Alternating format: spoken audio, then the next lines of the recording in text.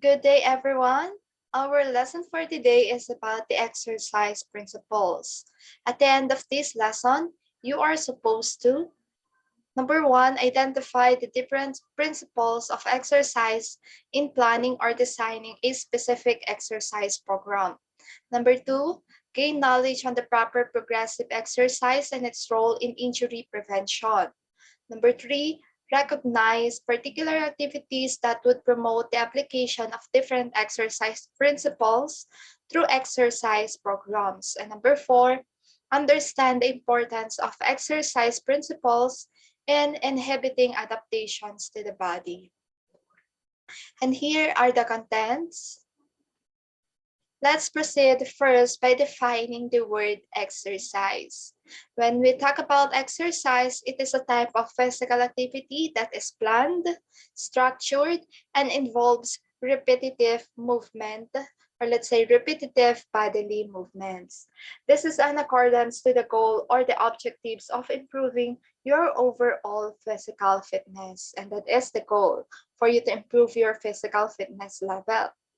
And it is important for your goal to set or to use the SMART word.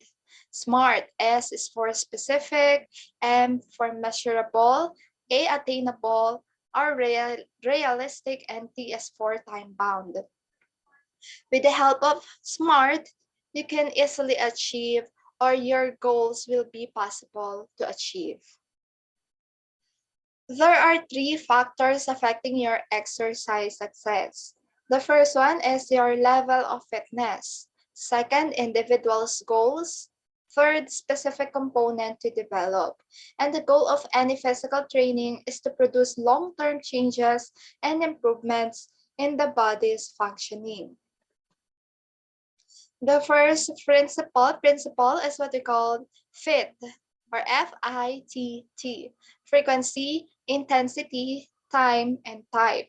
These four are important things you need to consider, or let's say to consider, as a beginner in exercise or in fitness. This principle will always serve as backbone of a well-structured training program. For letter F, it is frequency, or it asks the question, how often? How often do you need to engage in exercise for you to reap its said benefits? And the goal is for you to achieve optimum exercise. When we talk about the regular exercise, it has the ability to develop your fitness, but it is very different from doing optimum exercise. In optimum exercise, your goal is not just to be fit, but you also need to achieve a certain level of skill that you know you can still improve on as the training program progresses. Optimum exercise, unlike regular exercise, is a structured type of exercise that aims to vary its focus depending on the specific fitness components you'd want to develop. So let's say, for example, you are about to do specific, or let's say you are about to perform aerobic exercises. Then the frequency at which you exercise determines your overall physical adaptation to the load you are putting onto your body. If you want to improve your aerobic capacity, you must try to do these exercises for 3 to 5 days a week. But what will happen if you do not follow your frequency? Let's say you just perform your activity for 1 day or for 2 days. Then the possible thing for you to happen is to not acquire any improvement at all. While if you exceed to the ideal days for you to do this exercise, let's say 6 to 7 days, then that may be harmful to your body. You may acquire exercise discomforts and injuries as well. In terms of muscular endurance or muscular strength exercises, you should do this for 2 to 3 non-consecutive days a week. Let's say you're not going to do this kind of exercise on Monday, Tuesday, Wednesday. So not or non-consecutive. It should be Monday, Wednesday, Friday. Or you can just give your body 24 to 48 hours of rest. And remember when we talk about the muscle fiber tears, wherein if a person is engaged in regular physical activity, he or she may acquire muscle fiber tears or damage to the muscles. And when it heals and repair, that is the time where the improvement happen. It become bulkier, stronger, and mas nag-improve ang muscles natin. Next is flexibility exercise. The frequency is 5 to 7 days. So unlike all the other training programs, flexibility can be done on a daily basis because this kind of activity is considered as low intensity exercise. And there are two types of flexibility or stretch exercise. The first one is dynamic stretch, wherein you are moving while you are in motion. I mean, you are stretching while you are in motion. While static stretch, you are in a certain point or in a certain position. Or you're not moving after your workout, just stretchings. And there are tips for you to follow. Number one, don't stretch cold muscles. Number two, stretch warm muscles. And number three, incorporate in any exercise routine. In short, before you do flexibility exercise, you can try to perform a short warm-up activities. So you can just run or jog for 5 minutes up to 10 minutes. So that's it. Again, the frequency talks about how many days you're going to do the activity for a week. The next is intensity, or if answer the questions or the question, how hard or how much effort do you need to exert? And the goal is for you to exercise more than normal level of activity. And in exercise, you actually need to stress your body enough to inhibit improvements and adaptations. Exercising lower than the normal or with little exertion can waste your energy and your time because there will be no improvement at all. So when we talk about the heart or target heart rate zones, it determines your heart rate capacity at certain intensities with specific fitness goal. Let's say, for example, here are your fitness goal. Okay, example, you want to improve your cardio fitness, this one. So this is under zone number 2. 70% to 80% of your maximum heart rate. Okay, we already discussed this during our previous lesson, diba? So for you to get your maximum heart rate, you will follow this formula. 208 minus the quantity of 0.7 times age. And so the first thing you're going to do is to get the quantity of 0.7 times age. Say, for example, that is 25. Then 208 minus the quantity or the answer. And let's say that's it, 190.5 or 191.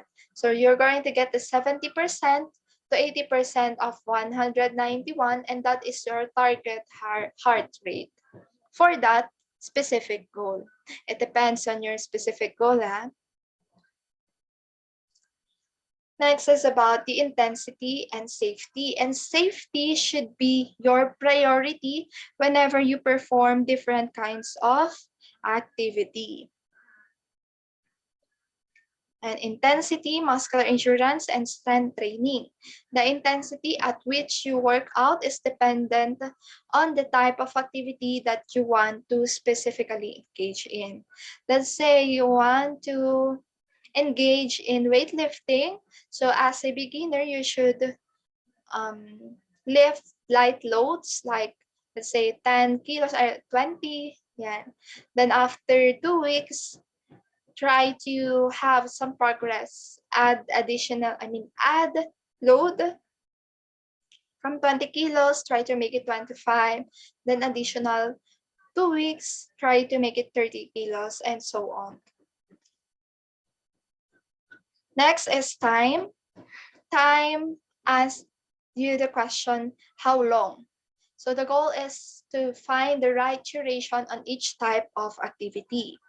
We have here the high intensity, and you need to do it for short duration only. High intensity trainings are like weightlifting, sprint, what else? High intensity trainings and others. When you say high intensity, you need to put effort, and let's say you need to perform explosive movement. While low intensity, you just need to, or you don't need to put too much effort, like walking and jogging. So you can try to do that for long duration. If you are about to perform cardiovascular endurance, you can try to do it for 20 to 60 minutes. Then muscular strength or endurance not greater than 2 hours, including the recovery in each set. Let's say, for example, one set is consist of 12 repetitions. Then after one set, give your body time to recover, then go ahead for second set, and so on. While flexibility, let's say for example, you are about to do torso stretch. Stretch on your right for 30 seconds, then stretch on your left for 30 seconds. And you're going to do that for 3 to 4 repetitions each side. The last one under FITT principle is the type. What kind of activity, or the goal is developing a specific fitness component or having a personal fitness goals. Say for example, weight loss, gain muscle mass, increase flexibility. So you don't and should never undergo a fitness journey without asking this question to yourself.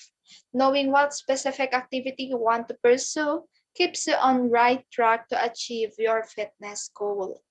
Let's say, for example, you want to gain muscles. Then you can do muscle training such as resistance training, weightlifting, doing push-ups and planks, and others.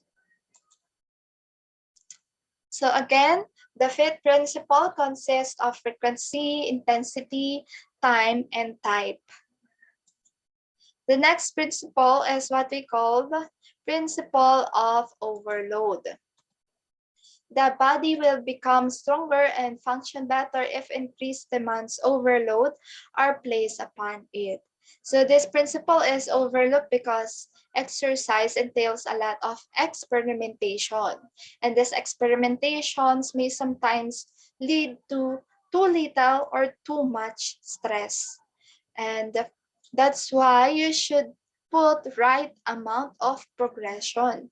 And progression is directly related to this principle. It refers to the process of gradually increasing intensity in exercise. And it is important for you to take little by little of increase in intensity, or let's say, yeah, the right amount of progression. Then, to be specific or specificity, the goal is to develop certain components of fitness. If you are about to do cardiovascular endurance, then perform cardio trainings like running, biking, walking, and others. While if you want to strength, muscular strength and endurance, you can try to perform resistance training such as weightlifting, let's say you can use your body as your load, like push-ups and plankings. And flexibility, then you can perform flexibility exercises or stretching exercises. Then the principles of progression and variation. Progression is, let's say, it is the change in overload in response to adaptation. Progression is important so that the body will continuously adapt to different stresses or stimuli. So this experience shifts the brain to focus on different stressors. In turn, the different overloads cause the body to inhibit several positive physical adaptation. While when we talk about variation, it is a change in activities to prevent boredom and loss of interest as an individual to a certain activity. And without progressing or without varying your activities, you will experience plateau in your training routine. So it is a condition in exercise where no physical adaptations are happening in your body due to improper amount of overload or exercise. And when such plateau happens, you will begin experiencing little or no improvements at all. Yan, example of progression, walk, jog, run. Again, 2 week adaptation time. Then variation, let's say you want to improve your cardiovascular endurance, you can try to do variety of activities such as swimming, biking, running, yan, and others, of course. Next, we have the principle of individualization, personalizing a program that fits your profile. So it depends on your age, gender, level of fitness, and exercise experience. This is what the principle of individualization all about. You should know how to adjust your program to fit your exact profile. And your training plan to suit your exact needs is also a key to optimize your training routine. Okay, so about goal setting, this is the quickest and easiest way for you to know what you need and what you want in your activity. While the reversibility, use it or lose it. Let's say when you try to continue or to train to practice your skill, then it will stay. But if you try to stop a certain activity, then you will lose the, the skill. Next is the law of diminishing returns. The higher the skill and fitness level, the less improvements will be reached. So here, the example is Manny Pacquiao, a professional boxer, and he has been at boxing for many years, diba? Hence, his body has already been used to intense training and physical exertion. The law basically gives the reason why, as Pacquiao further progresses in his training routine, he needs to find another activities that are more challenging and more stimulating to keep his adaptation at par. That's why, diba, he tried to engage himself to basketball or any other activity. While this one, or the beginner in the picture ayan, on your right, so starts off by developing his basic skill and then eventually climbs up the ladder of his training or exercise routine. Little exertion is needed for the boy to train because his body will immediately adapt to the load he places upon it. Unlike Manny Pacquiao, who has been doing it for several years already. And these principles focus on what a person can and should do during an exercise routine. It pushes a person beyond his or her limits to perform more than what is expected. Next is arrangement of exercise. When exercising, it is always important that you work your large muscle groups first before proceeding to working the smaller one. Or let's say that before you do a specific activity, you should perform a warm-up activity first. And this would help you, or let's say these large muscles groups are used for support and as stabilizer of your body, and also to inhibit faster increase in core temperature, and it increases or greatly prevents you from experiencing any forms of musculoskeletal injuries or body injuries na lang. Warm up raises core temperature to inhibit faster muscle recruitment. Or warm up helps your body and your mind to be prepared for the next activity ahead. While cool down exercises slows down or attempts to bring the body and mind to recovery after a heavy or light training. Or let's say that if gradually return your body to homeostasis or complete relaxation. Okay, example of warm-up, jogging in place, brisk walking, dynamic stretches, jumping jacks, lunges for 5 to 10 minutes. Cool downs, slow walk, static stretch for 10 to 20 minutes. While the Okay, so the progressive resistance training, gradually adding weight to a specific type of program in a certain number of weeks of adaptation. It aids in weight loss and lean muscle gains. So in this type of training, the use of special equipment allows for the progression in the workout routine. While the principles of retrogression and recovery said that overtraining the body by not allowing ample recovery. This simply means that you train too hard that you don't get the ample time to rest in between your exercises. We have to remember that resting or recovery is still a component in fitness that you need to take into consideration.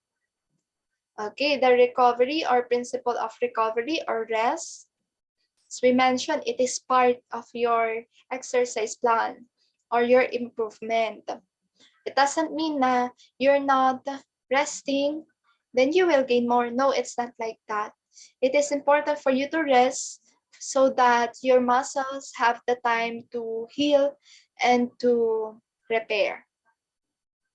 Cardio training, 24-hour recovery time. Weight training, 24 to 48 hours. Ayan. Then active recovery training at very low intensity. Let's say that this is where you still spend the day exercising, but at a much lower intensity. Let's say, for example, if you have been continuously jogging for 30 minutes and you can cover 3 to 5 kilometers already, you can spend your recovery day by doing only half of part of that activity. Or maybe you can alternate high impact exercises with low impact exercises such as jogging and swimming. So these exercises require different terrains where the load is transferred to the body at a lower impact in the water and at a higher impact on land. So that's all for this lesson. Again, these are the exercise principles, and you should take note of the days where you're going to do the exercise and how long you're going to do that.